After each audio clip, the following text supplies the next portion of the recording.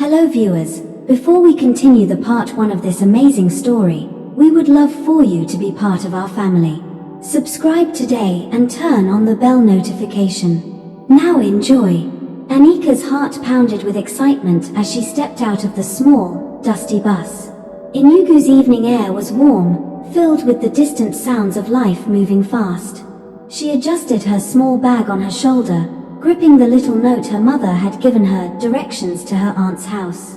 Her mother's last words before she left home played in her mind.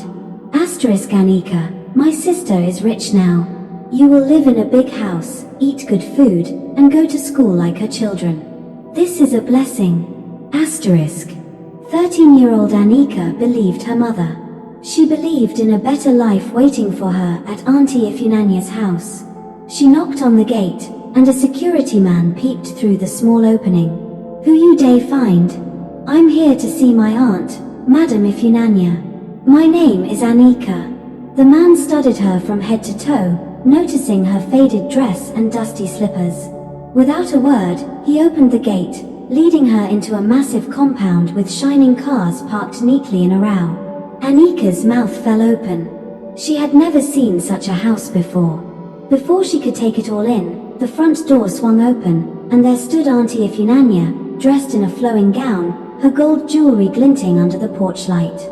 But instead of the warm welcome Anika expected, her aunt's face twisted in displeasure. You're just arriving now? I sent your mother transport money last week. What took you so long? I came as soon as I could, Anika stammered. Ifunanya scoffed. Come inside. And wipe your feet. Don't dirty my floor.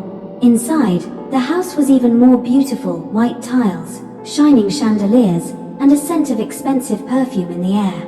Anika's cousins sat on a long couch, pressing their phones, barely sparing her a glance. A man walked in then, tall, dark, and well-dressed. Her uncle. Oh, the village girl has finally arrived, he said, smirking. His eyes scanned her the same way someone would look at an old shoe. I hope she won't be a liability. She will be useful, Ifunanya said sharply. Very useful. That night, Anika lay on a small mattress on the floor of a tiny room meant for storage. No bed, no blanket. The cold floor bit into her skin as she curled up, confused. Her mother had said she would live like family, but from the way her aunt spoke, from the way her cousins ignored her, she wasn't sure anymore. Tomorrow would tell. But deep down, she already knew. Let me know if this first part is gripping enough, or if you want any tweaks before we continue with part 2. Anika woke up to a sharp knock on the door. Wake up. Do you think this is your mother's house where you sleep all day? Ifunanya's voice was sharp and impatient. Go to the kitchen and wash the plates before my children wake up. Rubbing sleep from her eyes, Anika hurriedly stood up, her back aching from the hard floor. She moved quickly, remembering the disappointment in her aunt's eyes the night before. As she stepped into the kitchen, she gasped. The sink was piled high with dirty plates, greasy pots, and leftover food. Her hands trembled. Back home, she helped her mother cook and clean, but this was different. She picked up the first plate and started scrubbing. The smell of dried soup and oil clung to her nose, but she kept going. She wanted to prove to her aunt that she was useful, that she deserved to be here. Hours passed before she finished. Just as she was about to sit down, a loud voice called out. Anika, sweep the living room and arrange the chairs. My guests are coming soon, and I don't want to see any dust. Ifunanya shouted from upstairs. Anika sighed but picked up the broom. She swept, wiped, and arranged until the whole house was spotless. She barely had time to rest before her cousin, Chizaram, walked in, chewing gum lazily. Anika, go and iron my uniform. I don't want any lines on it. Anika hesitated. But. Chizaram's eyes darkened. Did you just say but? Are you stupid? If you annoy my mom, she will throw you out. Fear gripped Anika. She nodded quickly and went to do as she was told. By evening, her legs felt like they didn't belong to her anymore. She had done laundry, washed the bathrooms, and even helped cook. Yet, nobody asked if she had eaten. She finally sneaked into the kitchen and took a small piece of bread left on the table. Just as she was about to take a bite, a voice thundered behind her. "Thief! You came to steal food now, ABI?" Ifunanya's husband, Namdi, stood in the doorway, his face twisted with anger. "No, sir, Shut up. So after all the food you ate in the village, you came here to eat us dry? Drop that bread now." Tears welled in Anika's eyes as she slowly placed the bread back on the plate. Her stomach growled in protest, but she swallowed her hunger along with her tears. As she walked back to her tiny room, she wondered, is this really my new life? Days turned into weeks, and Anika's life became a never-ending cycle of chores and insults. Morning till night, she scrubbed, washed, cooked, and served. Yet, no matter how hard she worked, it was never enough. One afternoon, as she was mopping the floor, her cousin Chizaram walked in and kicked over the bucket of water. "Oops," she said with a smirk. "Clean that up." Anika clenched her fists but said nothing. She picked up the rag and started again. She had learned that talking back only made things worse. Later that evening, Ifunanya's husband, Namdi, returned home with some friends. The house had to be spotless, and the food had to be perfect. "Anika," Ifunanya snapped. "Set the table quickly.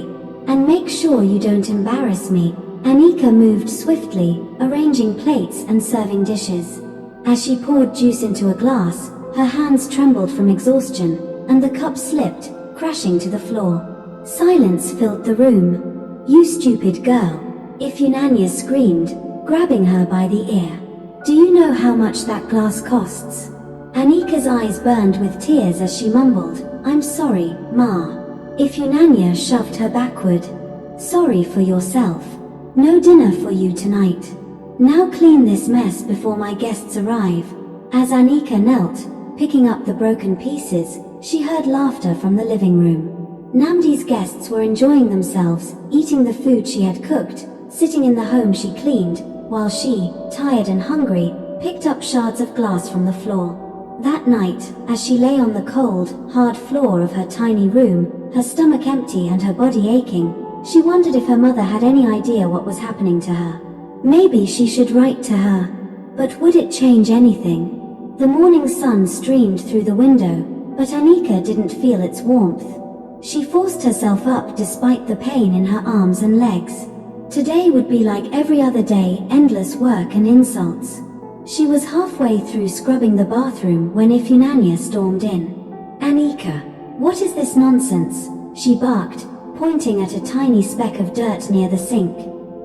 I was just about to clean it, Ma," Anika stammered.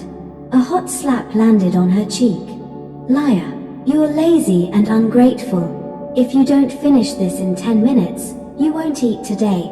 Tears burned her eyes, but she quickly turned back to scrubbing. She had learned not to cry in front of them, it only made things worse. Later that evening, Namdi had visitors again, and as usual, Anika was forced to serve them. She carried a tray of drinks into the sitting room, keeping her head down.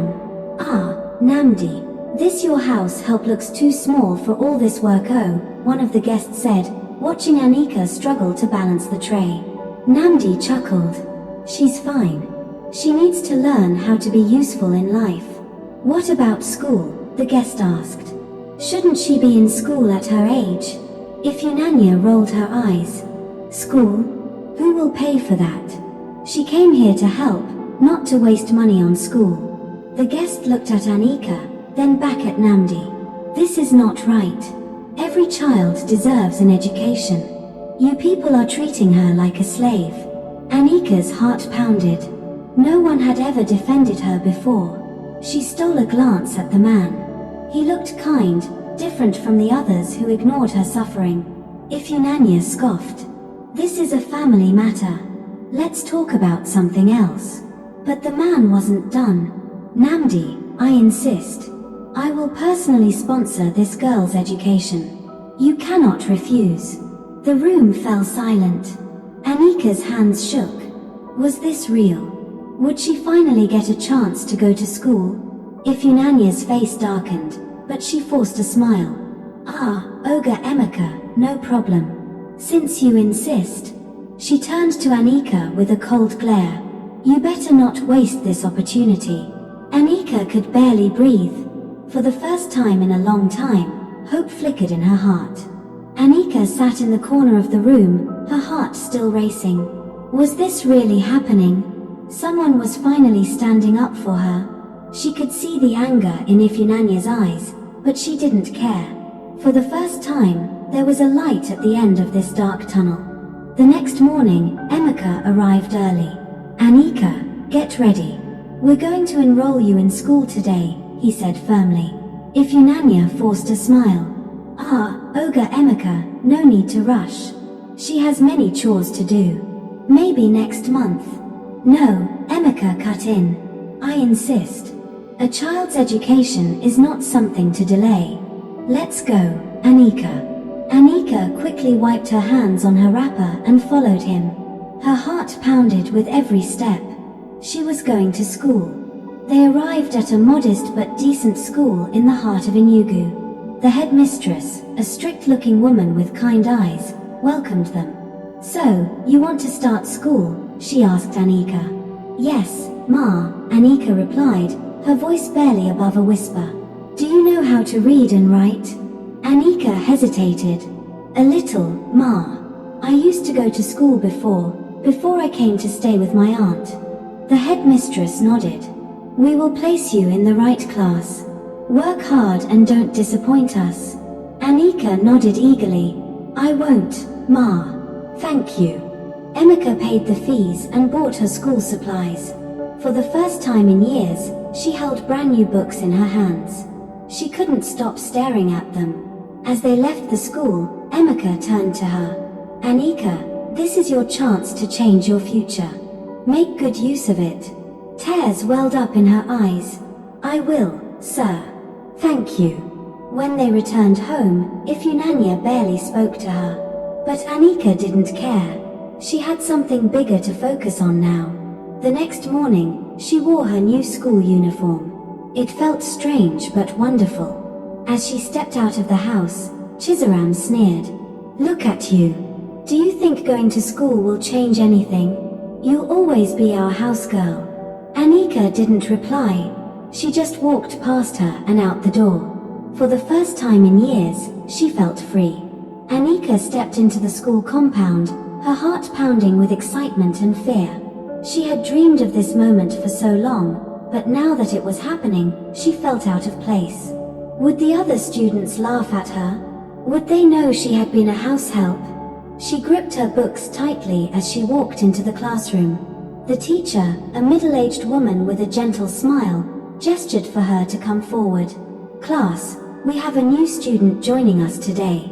Her name is Anika. Please make her feel welcome. A few students whispered among themselves, but one girl, Adiz, smiled at her.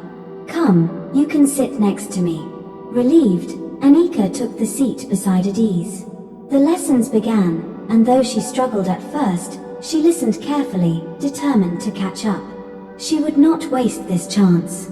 Days turned into weeks, and Anika poured her heart into her studies. She woke up earlier than everyone else to complete her chores before school. No matter how tired she was, she refused to give up. Her teachers noticed her determination, and soon, she was catching up with her classmates. One afternoon, as she was solving a math problem on the board, the teacher clapped. Well done, Anika. That's correct. Keep it up. For the first time in a long time, she felt proud of herself. But back home, Ifeanyi and Chizaram were not pleased. So now you think you're better than us because you go to school? Chizaram sneered one evening as Anika sat in the corner revising her notes. Anika kept quiet. She knew better than to argue. You better not fail, Ifeanyi added. After all the trouble Ogre Emeka went through for you, don't disgrace us. Anika nodded, but deep inside, she made a silent promise. She would not fail. She would make something of herself no matter what it took. Anika's routine became a cycle of hard work, endurance, and silent victories. She would wake up before dawn, complete her chores, and rush to school, always making sure not to give Ifunanya or Chizaram any reason to complain. But no matter how much she tried, they still found something to criticize. One evening, as she was washing the dishes, Chizaram walked into the kitchen with a smirk. "You think going to school will change anything? You're still a servant in this house." Anika ignored her and continued scrubbing the plates. She had learned that responding only gave Chizaram more power. "Look at you, acting like you're special. Let's see how long you last before you drop out." Anika swallowed hard, refusing to let the words sink in. Deep down, she knew the truth: education was her only way out. She would never quit. The next morning at school, her teacher announced a big test. "This exam will determine your ranking in class," the teacher said. "Study well." Anika felt a mix of fear and excitement. She had been studying every night, but was it enough? That evening, she sat outside under the dim security light, reading her notes. Her eyes were heavy, her hands ached, but she pushed through. Weeks passed, and the results were finally out. The teacher stood in front of the class. "I want to congratulate our top 3 students. In 3rd place, we have Chijiok. In 2nd place, Adiz. And in 1st place..." The teacher paused, scanning the paper. "Anika!" Gasps filled the classroom. Anika's eyes widened. Had she heard correctly? The teacher smiled. "Well done, Anika. You've made great progress." For the first time in a long time, she felt seen. She had worked for this moment. She had earned it. That night, as she cleared the dinner table, Ifunanya's voice cut through the silence. "So, you think you're smart now? That school is getting to your head, eh? Let me warn you, Anika, don't forget your place in this house." Anika simply nodded, but deep inside, she made a promise to herself she would rise above all of this. No matter what it took. Anika's victory in class only made life harder at home. Ifunanya and Chizaram were relentless, looking for any excuse to frustrate her. They made her do extra chores, barely let her sleep, and even tried to hide her school books. But Anika refused to break. One evening, as she ironed their school uniforms, Chizaram snatched Anika's notebook from the table and flipped through it carelessly. "So, you think you're a genius now? What are you even writing in this book?" she mocked. Anika remained silent, her hands gripping the iron tightly. She had learned to pick her battles. Chizaram scoffed and tossed the book onto the floor. "Clean that up, house girl."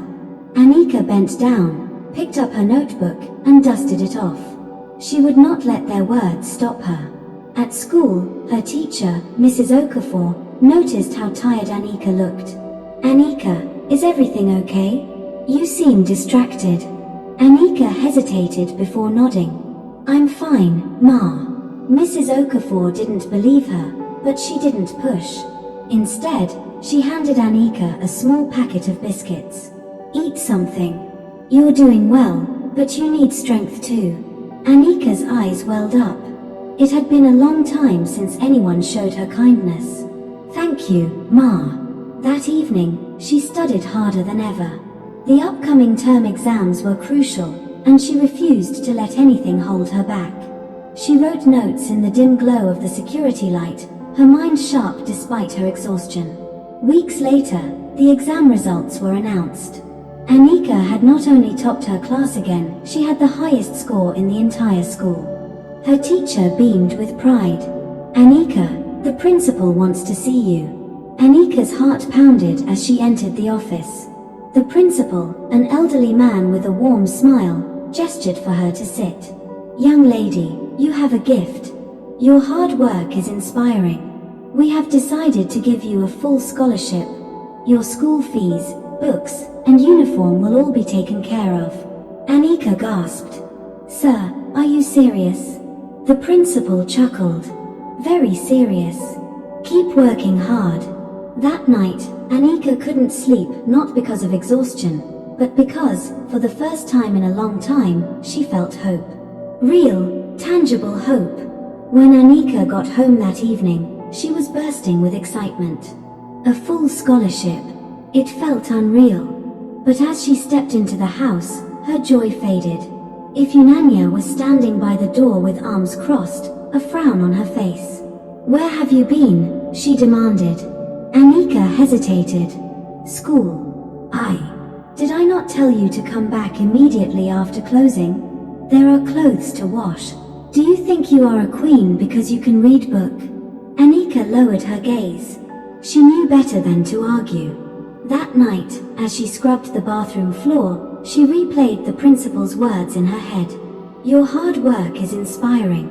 She held on to them like a lifeline. No matter what happened in this house, she had a future ahead of her. Days turned into weeks, and Anika's scholarship became the talk of the school. Even some teachers who barely noticed her before began paying attention. But at home, Ifyunanya and Chizaram's bitterness only grew. They doubled her workload, forcing her to stay up late and wake up before dawn. One Saturday, while Anika was outside washing a mountain of clothes, her uncle's friend, Mr. Obina, arrived. He watched her for a while before calling out, "Anika, come here." She wiped her hands on her wrapper and walked up to him, her head slightly bowed. "Good afternoon, sir." Mr. Obina glanced at the heap of clothes, then at the tired look on her face. "You are still doing all these chores. Are they not sending you to school?" Before Anika could answer, Ifyunanya's voice rang out. "Ah, Brother Obina, she is just helping out. She is a very stubborn girl, so we make sure she stays busy." Mr. Obina's expression hardened. "Helping out? Every time I come here, this girl is working like a maid. Do you even let her rest?" Ifyunanya forced a smile. "She is part of the family. This is how children learn responsibility." Mr. Obina scoffed. "I see. Anika, come to my office on Monday. I will arrange something for you." Anika's heart skipped. "Yes, sir. Thank you, sir." As Mr. Obina walked into the house, Ifyunanya shot Anika a murderous look. "You better not say anything foolish when you go there." Anika knew this was a turning point. Something was about to change. Monday morning arrived, and Anika dressed carefully in her school uniform. The scholarship had covered new clothes, and for once, she didn't have to wear her cousin's old, oversized hand-me-downs. She still had chores to do before leaving the house, but she moved quickly, determined not to be late for school or for the meeting with Mr. Obina. Ifyunanya watched her closely as she swept the compound. "Remember what I told you," she warned. "Don't go there and start running your mouth. If he asks anything, you better say everything is fine." Anika nodded without a word. Inside, her heart was pounding. After school, she made her way to Mr. Obina's office. He was a well-respected businessman in Enugu, and she felt small as she stood outside his grand office, waiting for the secretary to call her in. When the door finally opened, she took a deep breath and stepped inside. Mr. Obina smiled warmly. "Anika, sit down. How are you?" "I'm fine, sir." "Good afternoon, sir." He studied her for a moment before leaning forward. "I won't waste your time. I've seen the way your aunt treats you, and I don't like it. A child should not suffer like that. Your scholarship is a blessing, but I want to do more for you." Anika blinked, unsure of what he meant. "I have spoken to the school administration. They will allow you to stay in the school hostel, so you don't have to go home every day.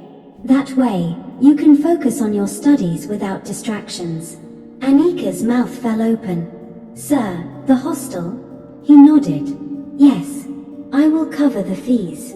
You deserve better than what they are doing to you in that house. Do you want this?" Tears welled in her eyes. For years, she had endured pain in silence. Now, someone was finally giving her a way out. She nodded quickly. "Yes, sir. I want it." Mr. Obina smiled. "Good. I'll handle everything. Just go home today and act normal. Don't tell them yet. By next week, you will move to the hostel." Anika swallowed back a sob. "Thank you, sir. Thank you so much." As she left the office, a new feeling bloomed inside her: hope. Real, undeniable hope. For the first time, she saw a light at the end of the tunnel. She was finally going to be free. Anika kept her excitement hidden as she walked home that evening. Her heart was racing with joy, but she knew better than to show it. If Ifunanya or Chizaram suspected anything, they would do everything to ruin it. She had only a few more days in that house, and she wasn't about to risk losing her chance at freedom. When she arrived, Ifunanya was already frowning. "Why are you late?" she barked. "Extra lessons," Anika replied quickly, lowering her gaze to avoid eye contact. Ifunanya scoffed.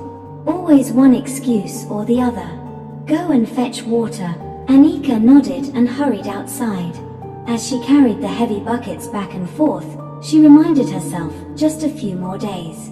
That night, as she lay on the thin mattress in the corner of the room she shared with Chizaram, she couldn't sleep. She kept imagining what it would feel like to live in the school hostel. No more waking up before dawn to clean. No more insults. No more eating the leftover food after everyone had finished. The next morning, she kept her routine the same. She scrubbed, cooked, and ran errands. Ifunanya didn't suspect a thing. But as the days passed, Anika couldn't ignore Chizaram's suspicious looks. On Friday night, as they lay in the room, Chizaram suddenly turned to her. "What's going on with you?" she asked, her voice low but sharp. Anika stiffened. "What do you mean? You've been acting strange. You don't look as miserable as before. Did something happen?" Anika forced a small laugh. "Nothing. I just..." "You're lying," Chizaram cut in, sitting up. "Tell me the truth, or I'll tell my mother that you're hiding something."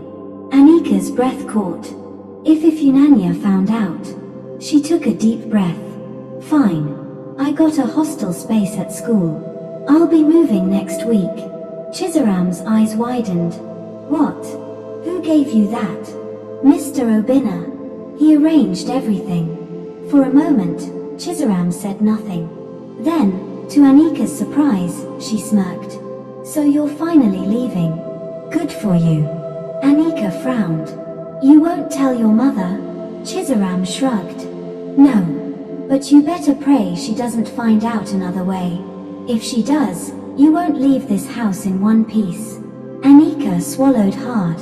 She had to be careful. Just a few more days, and she would be free. Anika knew she had to move carefully. The last few days in Ifunanya's house felt longer than the years she had spent there. Every moment, she expected something to go wrong, for Ifunanya to somehow discover her plan and crush her dream before she could escape. But she remained silent, doing all her chores without complaint, keeping her excitement buried deep inside. The night before her departure, she barely slept. She lay awake, staring at the ceiling, counting the hours until morning. Chizaram was unusually quiet too, stealing glances at her but saying nothing. Anika couldn't tell if it was guilt, jealousy, or something else. She didn't care. Her freedom was within reach.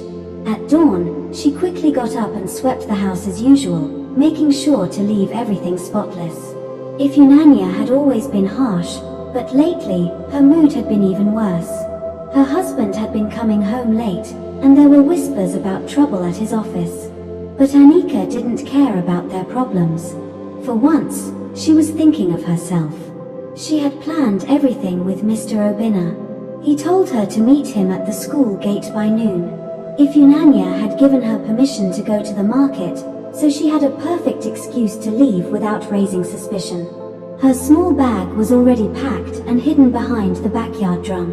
When the time came, she would take it and walk away from this miserable life forever. But just as she was about to leave, Ifunanya's voice rang out. "Anika, where do you think you're going?" Anika's heart stopped. She turned slowly, forcing herself to stay calm. "To the market, Ma." Ifunanya narrowed her eyes. "Dressed like that?" Her gaze swept over Anika's neatly ironed dress and the small handbag she held. "Yes, Ma," Anika said quickly. "The market is dusty. I don't want my clothes to look dirty." Ifyunanya folded her arms, watching her suspiciously. "Come back quickly, or there will be trouble." "Yes, Ma," Anika replied, holding her breath as she stepped out of the compound. The moment she turned the corner, she picked up her pace, practically running down the street. She grabbed her bag from its hiding place and hurried toward the school gate where Mr. Obinna was waiting in his car. When she reached him, she finally exhaled. "Are you ready?" he asked, watching her carefully. Anika nodded, her eyes shining. "Yes, sir." More than ever. As she got into the car, she didn't look back. For the first time in years, she was free. The car ride to Mr. Obinna's house felt like a dream. Anika kept glancing out of the window, half expecting Ifyunanya to appear from nowhere and drag her back. But the farther they drove, the lighter she felt. When they arrived at the compound, Mr. Obinna's wife, Nkem, was already waiting. She had a warm smile and open arms, something Anika had never experienced from an older woman. "Come in, my dear," Nkem said, leading Anika inside. "This is your home now." Tears stung Anika's eyes. Home. It had been so long since she had a place that truly felt like one. The house was simple but filled with warmth. She saw a real dining table, a clean kitchen, and a couch that wasn't just for decoration. It was nothing like Ifyunanya's mansion, but it was better in every way. "Thank you, Ma," Anika whispered, afraid that if she spoke too loudly, the moment would disappear. Nkem cupped her face. "You will go to school, eat well, and rest. No one will mistreat you here." Anika could only nod. For the first time in years, she felt safe. The next morning, Mr. Obinna took her to a small private school. It wasn't one of those expensive schools Ifyunanya's children attended, but it was a real school. A place where she could sit in a classroom and learn. The principal, a kind-looking man with grey hair, welcomed her with a smile. "You must be Anika. Mr. Obinna has told me about you. We're happy to have you here." Anika bowed her head in respect. "Thank you, sir." As she stepped into her first class, her heart pounded. She had never been to school before. What if she was too slow? What if the other students laughed at her? But when the teacher introduced her and the students clapped, she realized something. This was her fresh start. And she wasn't going to waste it. Anika's first few weeks in school were tough. She struggled to keep up with her classmates, most of whom had been in school since they were little. Simple arithmetic confused her, and she could barely read without stumbling over words. But she refused to give up. Every night, she stayed up late, practicing her reading and writing. Nkem helped her, guiding her patiently through her homework. Mr. Obinna encouraged her, reminding her that she had come too far to stop now. "You are smart, Anika," he told her one evening as she sat at the dining table, struggling with an English comprehension passage. "You just need time. And you have all the time you need." His words pushed her forward. Slowly, things started making sense. She began understanding her lessons, answering questions in class, and even helping other students when she could. Her teachers took notice, and soon, she was no longer the girl who sat quietly at the back of the classroom. She was becoming one of the best students in her class. One afternoon, as she was packing her books, one of her classmates, Chima, approached her. "You're really smart, you know," he said, smiling. Anika blinked in surprise. "Me? Yes. At first, you were always so quiet. But now, even our teacher praises you." Anika felt warmth spread in her chest. No one had ever complimented her on something she did well. "Thank you," she said softly. Chima grinned. "Keep it up. Maybe one day, you'll be the best student in the whole school." That night, as Anika lay in bed, she thought about his words. Maybe she could be the best. Maybe she could achieve something greater than she ever imagined. For the first time in her life, she had hope. And she was going to hold on to it. Years passed, and Anika's hard work paid off. She excelled in school, winning scholarships and earning top grades.